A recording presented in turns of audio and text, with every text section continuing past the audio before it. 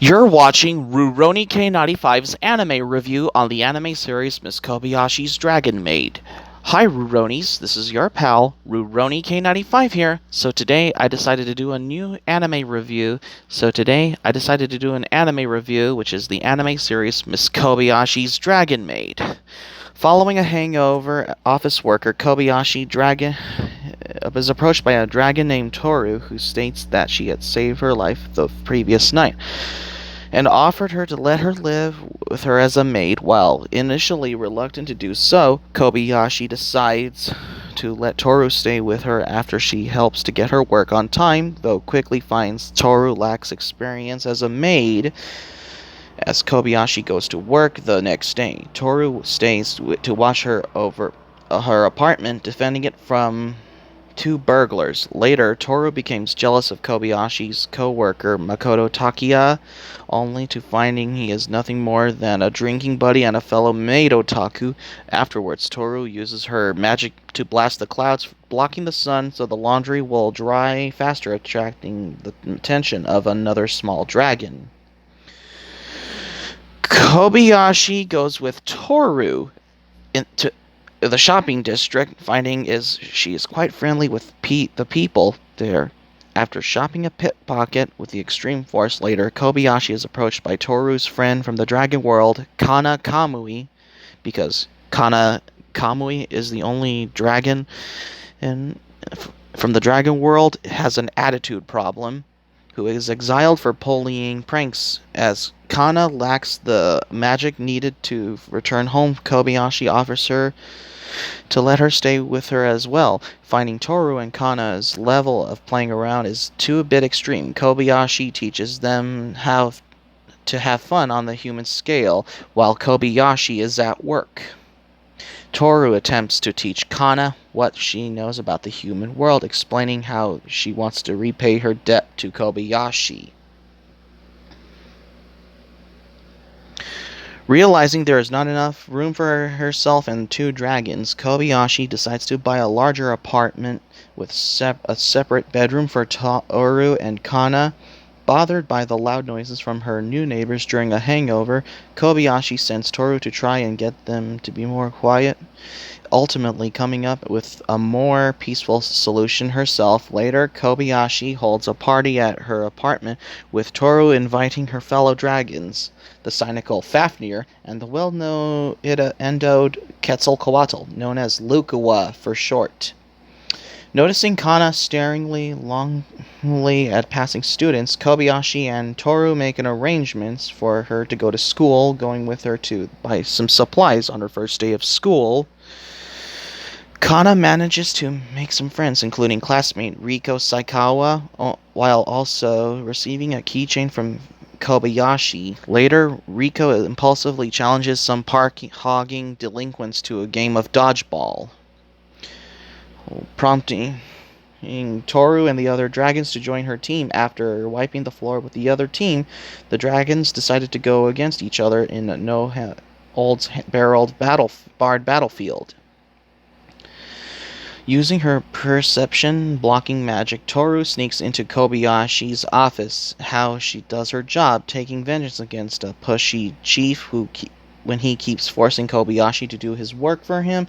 Later, Toru helps Fafnir to look for a place to live after he decides to stay in the human world, eventually sending him up to live with Makoto after seeing a spoon-bending magic trick on television. Toru and Kana go there a rather pointless training regime to learn how to do it themselves.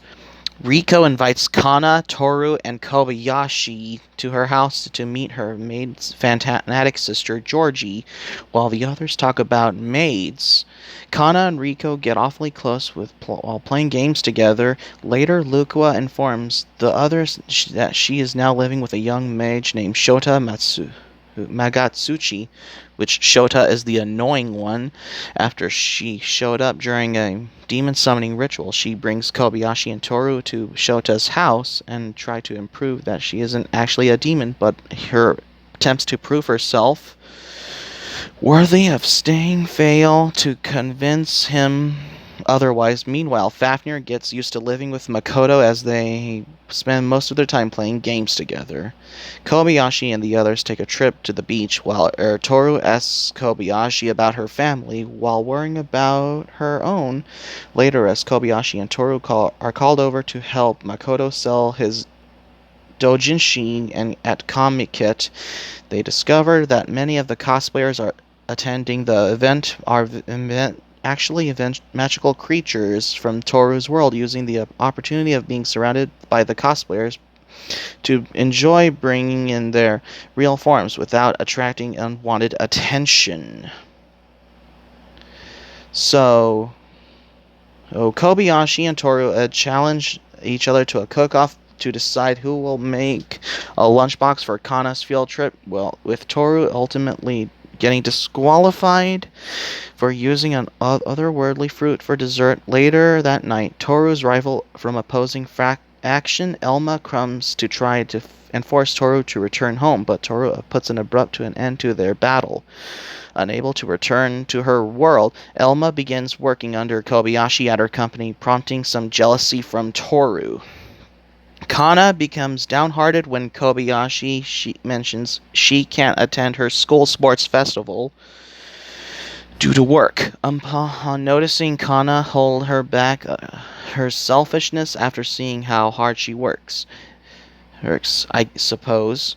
Kobayashi works overtime in order to get the day off for the sports festival. During the festival, Kana, Riko, and Shota all take part in the various events. During the final relay race, Riko falls behind her dropping baton, and Kana makes up the lost distance and wins the festival for her class.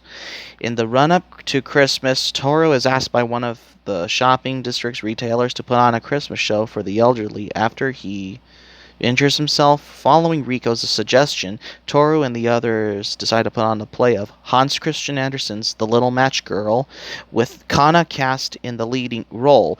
Feeling the story wouldn't be interesting enough as it is, the Dragons take some creative liberties with the script, resulting in an over-the-top story involving magical girls and demon lords that nonetheless, I suppose, proves a hit that with the audience. Afterwards, Kobayashi and Toru take in a Christmas flight where they exchange presents. With the end of the year approaching, Kobayashi and the others spend most of their time relaxing under a kotatsu they had won in a lottery on New Year's Eve, and gets everyone together at the shrine to see the New Year before returning to Kobayashi's apartment to watch the first sunrise. While Toru prepares a special omurice for dinner, Kobayashi recalls the night she first met Toru after getting drunk and winding up in the mountains. Kobayashi came across Toru, saving her life by pulling a holy sword out of her back, which Toru says is the only possible because of Kobayashi does not believe in God or attempt would have killed her. After bonding with each other over drinks and realizing they were both alone, Kobayashi invited Toru to stay with her as a maid. Later, Toru tells Kobayashi about a human bandit she had met while in the dragon world, who had influenced her to choose her own freedom and become a maid. Meanwhile, another dragon enters the human world. As Toru is faced with the inner turmoil over what would happen if she had to become separate from Kobayashi, her father, the Emperor of Demis, suddenly appears and drags her back to the world after Kana informs her that Toru will likely be unable to return. Kobayashi struggles to get used to a life without Toru. Sometime later, Toru escapes the other world to reunite with Kobayashi, but is quickly pursued by her father. Noticing Toru's wishes to stay by her side, Kobayashi stands up to her father despite his overwhelming strength. Encouraged by Kobayashi's resolve, Toru prepares to confront her father in the battle. But Kobayashi gets between them, asking the father to have faith in his daughter's wishes and convincing him to leave her be. As life returns to normal, Kobayashi invites Toru and Kana to meet her parents. So that covers on 13 episodes. Oh, and this includes also the OVA episode, which is episode 14 of Miss Kobayashi's Dragon Maid, which we'll talk to more about later. On Valentine's Day, Toru attempts to give Kobayashi some chocolates containing a love potion, but she quickly sees through her plan. However, Kobayashi ends up some of it after mistaking it for chocolate. Kana received it, although the love potion got cancelled by put some alcohol that was included in the chocolate. Later, Makoto invites everyone on a trip to a hot spring inn where Toru gives Kobayashi some regular chocolates, including my favorite moments I saw in Miss Kobayashi's Dragon Maid OVA is where they play that some games there as well. And that's how you end the OVA, where they gone back after they're coming back from the hot spring in this episode. So I really enjoyed Miss Kobayashi's Dragon Maid, even though I rewatched it like 23 to 24 times. Miss Kobayashi's Dragon Maid is based on the manga by manga writer who illustrated, which is the manga artist coolkyoushinja. And this has spawned into spin-offs on the mangas, because Miss Kobayashi's Dragon Maid started as a manga since May 25th, 2013. And then it started as a 13-episode anime from January 11th, 2017 until April 6, 2017. 13 episodes and an OVA. And it was done by Kyoto Animation, which is the anime. And also, speaking of which, the second anime season has been greenlit because due to the Kyoto Animation arson attacks problem.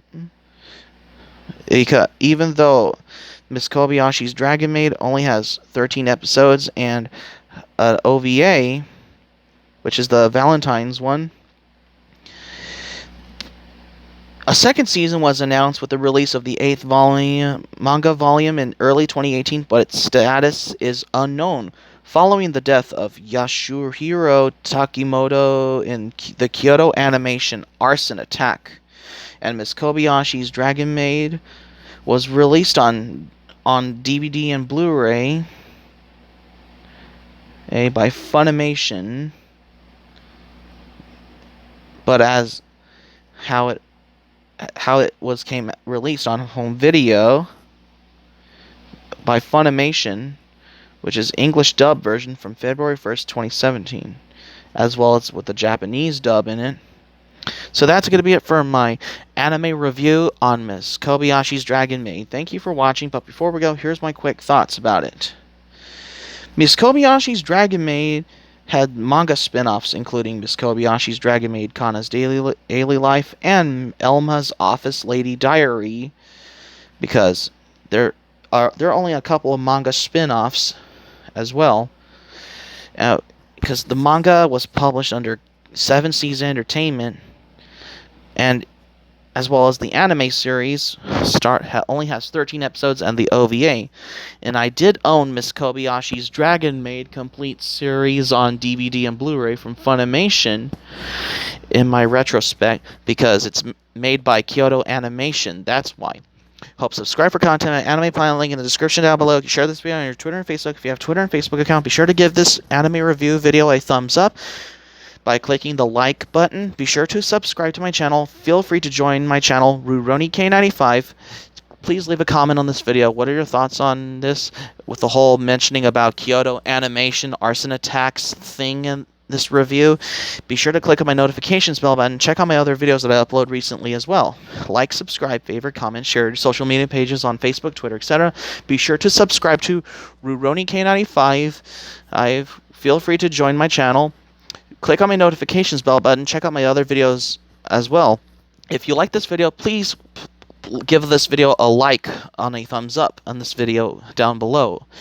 And that's all I have to say. So keep it otaku for this anime review on Miss Kobayashi's Dragon Maid, because this is my new anime review.